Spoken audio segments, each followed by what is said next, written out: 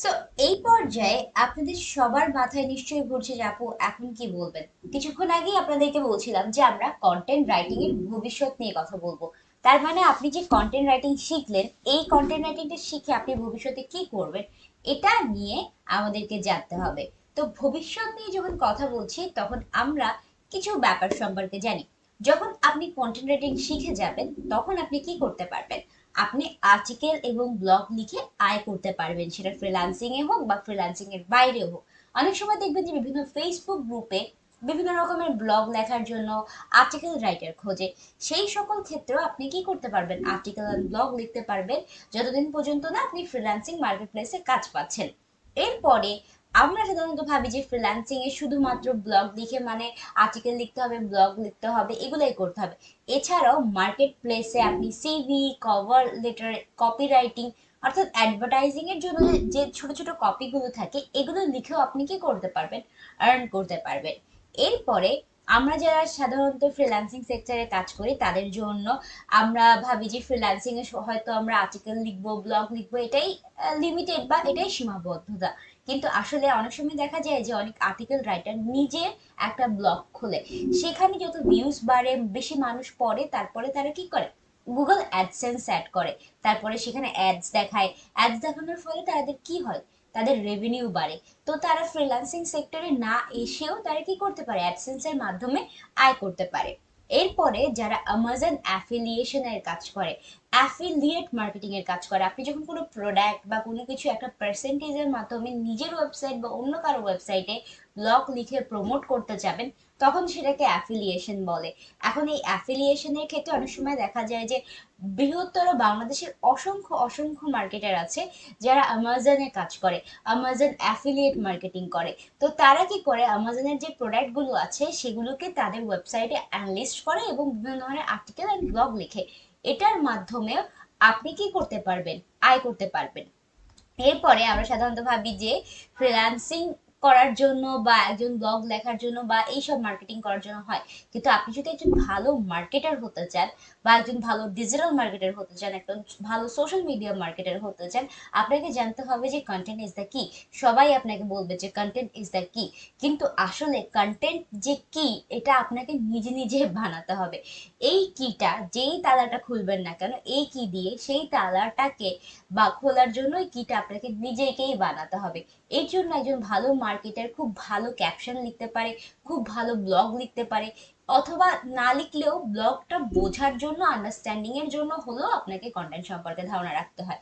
এরপরে আমরা ভাবি যে এতটুকুই, বাট আপনি চিন্তা করেন আপনি একজন প্রফেশনাল মার্কেটার বা প্রফেশনাল যে কোনো ক্ষেত্রে আপনি যদি নিজেকে রিপ্রেজেন্ট করতে চান খুব সুন্দর করে, তাহলেও আপনি কন্টেন্ট রাইটিং করতে হচ্ছে। সো এই সকল ক্ষেত্রে আপনার কন্টেন্ট রাইটিং এর ভবিষ্যৎ খুবই উজ্জ্বল। কিন্তু আমরা সাধারণত ভাবি যে বাংলাদেশে বা আউটসাইড মার্কেটে কন্টেন্ট রাইটিং এর ডিমান্ড কেমন হতে পারে। এখানে একটা ছোট গ্রাফ আছে, এটা কোথাও থেকে কালেক্ট করা না, এটা আমার একটা ধারণা অনুসারে আমি তৈরি করেছি। সেটা হচ্ছে যে আপনি যে ফ্রিল্যান্স মার্কেট প্লেসে কন্টেন্টের ডিমান্ড কিন্তু বেড়েই চলেছে, বিকজ বিভিন্ন ধরনের স্টার্টআপস আসছে। এরপরে দেখুন লোকাল মার্কেট প্লেসেও কিন্তু অনেক অনেক বেশি কন্টেন্টের দাম রয়েছে। এখন অনেক জায়গায় কন্টেন্ট লেখে মানুষ, অনেকে নিজের নিজের ব্লগ সাইট বানায়, অনেক ফ্রিল্যান্সাররা দেখবেন ফ্রিল্যান্সিং রিলেটেড টিপস দেয়। সেই সব ক্ষেত্রেও তারা কি করে? কন্টেন্ট রাইটিং করে। এরপরে ইন্ডিভিজুয়াল যে প্রজেক্টস গুলো আছে, ছোট ছোট কিছু প্রজেক্ট দেখবেন যেগুলো ফেসবুক গ্রুপে বা অন্য জায়গায় তারা পাবলিশ করে, বিভিন্ন ধরনের নতুন স্টার্টআপস তারা কি করে? তাদের ওয়েবসাইটে একটা ব্লগ সেকশন রাখে। ব্লগ সেকশনটার মাধ্যমে বা কন্টেন্ট লেখার মাধ্যমে তারা তাদের অডিয়েন্সের সাথে একটা কমিউনিকেশন বজায় রাখতে পারে, একটা কনভারসেশন বজায় রাখতে পারে। এর জন্য তারা কন্টেন্ট রাইটিং করে থাকে। সো একটা স্টার্টআপ থেকে শুরু করে অনলাইন সেক্টরে যে কোনো কাজের জন্যই কিন্তু আপনার কন্টেন্ট রাইটিং এর প্রয়োজনীয়তা অনেক অনেক বেশি। সো আপনি যদি কন্টেন্ট রাইটার হতে চান তাহলে চিন্তা করুন যে আপনি নট অনলি ফ্রিল্যান্সিং সেক্টরে আসতে পারবেন, এটা আপনার ক্যারিয়ারের জন্য অনেক অনেক বড় একটা আউটপুট আনবে। এরপরে চিন্তা করুন আমরা যারা কন্টেন্ট রাইটিং করি তাদের ক্ষেত্রে কি কি ধরনের কন্টেন্ট রাইটিং এর সেক্টরস আছে। তার মানে হচ্ছে আপনি যে এই ভবিষ্যতে কোন সেক্টর গুলো চুজ করতে পারবেন। এখানে দেখুন অনেকগুলো সেক্টরই আছে। তার মধ্যে আর্টিকেল অ্যান্ড ব্লগ রাইটিং আছে, তার মানে আপনি আর্টিকেল বা ব্লগে ব্লগ লেখাটাও লিখতে পারবেন। প্রোডাক্ট রিভিউ রাইটিং করতে পারবেন, অ্যাফিলিয়েশন উইথ প্রোডাক্টস, তার মানে হচ্ছে বিভিন্ন কোম্পানির সাথে অ্যাফিলিয়েশন করে ওদেরকে নিয়ে আপনি আর্টিকেল লিখতে পারছেন, এসইও রিলেটেড রাইটিং করতে পারছেন, এসইও রাইটিং, কপি রাইটিং করতে পারছেন, যখন কোনো অ্যাডভার্টাইজিং এর জন্য বা ইমেলের কপির জন্য ছোট ছোট কিছু টেক্সট লেখা হয় সেটাকে বলে কপি রাইটিং। এবং কপি রাইটিং কিন্তু অনেক প্রফেশনালিজম এর প্রুফ করে। চিন্তা করুন, এত বড় একটা আর্টিকেল লিখতে কিন্তু আপনার অত বেশি সময় লাগার কথা না, কিন্তু অত বড় আর্টিকেলের মোরালটা খুব অল্প শব্দতে আনা কিন্তু অনেক বেশি একটা কঠিন কাজ। তো এই কাজটাই হয়তো কোঅপারেটিভের ক্ষেত্রে অনেক সময় হয়ে থাকে যে একজন কপিরাইটার এতটুকু জাস্ট চিন্তা করেন ট্যাগলাইন বানিয়ে রাখে। তারপর চিন্তা করুন লিগ্যাল পেপার রাইটিং, কখনো কি শুনেছেন যে যারা লিগ্যাল পেপার লিখে তারা লিগ্যাল পেপার রাইট করতে পারে? তারপর CV and cover letter writing, বিভিন্ন ধরনের CV and cover letter writing এর জন্য আপনি কাজ করতে পারবেন, সোশ্যাল মিডিয়া কন্টেন্ট লিখতে পারবেন, ওয়েব কন্টেন্ট লিখতে পারবেন, বিভিন্ন ধরনের অ্যাডভার্ট রান হয় যেগুলো, ওগুলার কপি লিখতে পারবেন। সো এগুলো তো রয়েছেই, পাশাপাশি আপনাদের জন্য আমার কয়েকটা কথা বলার আছে যেগুলো না বললেই নয়। আমরা যারা কন্টেন্ট রাইটার হই তাদের ক্ষেত্রে একটা খুব বড় বড় প্রবলেম হয়, সেই প্রবলেমগুলোর মধ্যে একটা প্রবলেম হচ্ছে ইংরেজি ভালো জানি না। তো আপনার মনে হবে যে আপু আমি ইংরেজি ভালো জানি না, এরপরে আপনার মনে হবে যে আপু আমার 10টা শব্দ কিভাবে লিখবো এটাও মাথায় আসে না। এর জন্যই আমরা আমাদের কোর্স মডিউলে আপনাদেরকে আগে প্রবলেম আইডেন্টিফাই করে দিচ্ছি। চিন্তা করুন, এরপরের প্রবলেমটা হচ্ছে যে কোনো আইডিয়া নেই কি টপিকে লিখবো, কোনো কিছু সম্পর্কে আমার কোনো ধারণা নেই। এরপরের প্রবলেমটা আপনি যেটা ফেস করেন সেটা হচ্ছে ফরম্যাটিং জানেন না। এরপরে আপনি ভাবেন যে ইংরেজি গ্রামারে খারাপ আপনি। তারপরে আরো আরো হাজারো হাজারো সমস্যা। এর জন্য আমাদের যে এই যে লেকচার্স গুলো আছে সেই সকল লেকচারে আমরা কি করব, আপনাদের যে এত ঝামেলা এত সমস্যা এই সমস্যাগুলো আমরা সমাধান করার চেষ্টা করব। এরপরে আপনি চিন্তা করুন, আমরা যারা ফ্রিল্যান্সিং করি বা কন্টেন্ট রাইটিং করি তারা কিভাবে বা কিসের ভিত্তিতে টাকা আয় করে। যারা সাধারণত ফ্রিল্যান্সিং করে তারা সাধারণত ফ্রিল্যান্সিং এর যে পেমেন্টটা নেয় সেটা ওয়ার্ডের ভিত্তিতে নেয়। তার মানে হচ্ছে আপনি যদি 1000 শব্দ লেখেন, 1000 শব্দের জন্য আপনি হয়তো $10 নেবেন অথবা 1000 টাকা নেবেন, এরকম করে। অর্থাৎ আমরা সাধারণত বলি না যে আমরা কোনো কিছু মাপার জন্য ইঞ্চকে মাপি, তারপর ফিট, এগুলো পরিমাপক থাকে, তেমনি আপনি কত বড় আর্টিকেল লিখেছেন এটা ওয়ার্ডের উপরে ডিপেন্ড করে। এরপরে সাধারণত আমরা যারা আর্টিকেল লিখি তারা বিভিন্ন সেক্টরে কাজ করে থাকি, এবং বিভিন্ন সেক্টরের কাজের ধরন কিন্তু বিভিন্ন রকম। এর জন্য আপনি ধরুন যে কোনো একটা সেক্টরে এক্সপার্ট হলে আপনার যে সবগুলো সেক্টরে এক্সপার্ট হতে হবে এমন কিছু না। কেউ টেকনোলজিক্যাল রাইটিং অনেক ভালো করে, কেউ ইনফরমেটিভ আর্টিকেল অনেক ভালো লেখে, যে কোনো একটা সেক্টরে, বা কেউ সিভি খুব ভালো লেখে, কেউ কভার লেটার খুব ভালো লেখে, কেউ ইমেল খুব ভালো লেখে, যেটা আপনার ভালো লাগে সেই সেক্টরে আপনি কাজ করতে পারবেন। এরপরের ব্যাপারটা হচ্ছে এসইও জানতে হবে।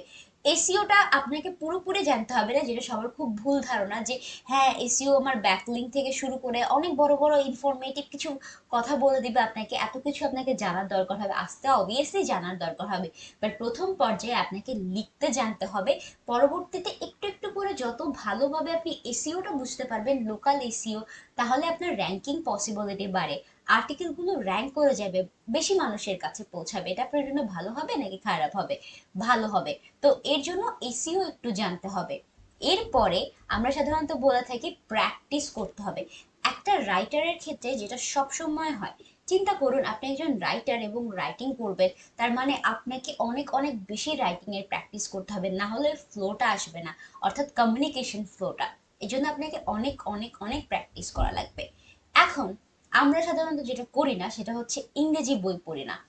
আমাদেরকে অনেক কষ্ট করে হলেও কিছু ইংরেজি বই পড়তে হবে, কারণ রিড, অ্যাবজর্ব, ডেলিভার, যেটা আমি সাধারণত মনে করি, আমরা সাধারণত ভাবি যে আমরা যখন কোনো কিছু পড়ি সেই জিনিসটা যদি আমরা মাথা খাটিয়ে পড়ি তাহলে হয়তো ওটা আমাদের ব্রেনের মধ্যে কাজ করে, কিন্তু আসলে আপনি কোনো জিনিস যখন দেখেন, আপনার ভিজুয়াল যখন কোনো জিনিস দেখে তখন ব্রেন ওই ওয়ার্ডগুলোকে ক্যাপচার করে।